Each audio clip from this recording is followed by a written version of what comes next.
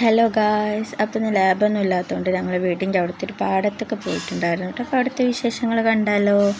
ഞങ്ങൾ പാടത്തെത്തി. അവിടെ താറാവിൻ്റെയും ആടിൻ്റെയും ഒക്കെ ഒരു ഫാം ഉണ്ട് കേട്ടോ. മീനുകളും എല്ലാതും ഉണ്ട് കേട്ടോ അവിടെ.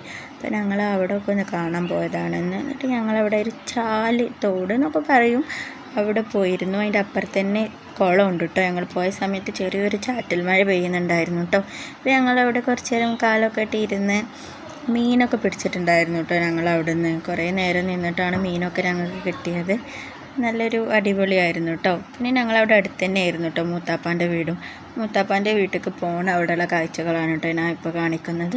അവിടെ പലതരം മരങ്ങളും ചെടികളും എല്ലാതും ഉണ്ടായിരുന്നു കേട്ടോ. നമ്മളെ റംബുട്ടാനൊക്കെ ഉണ്ടല്ലോ, ഒരു മരം നിറച്ച് റംബുട്ടാൻ ഉണ്ടായിരുന്നു കേട്ടോ. നല്ല ടേസ്റ്റാണ് കേട്ടോ അത് കഴിക്കാൻ.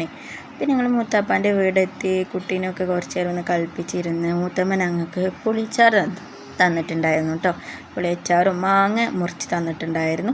അപ്പോൾ ഇന്നത്തെ വിശേഷം ഇത്രയൊക്കെ ഉള്ളൂ. Bye guys.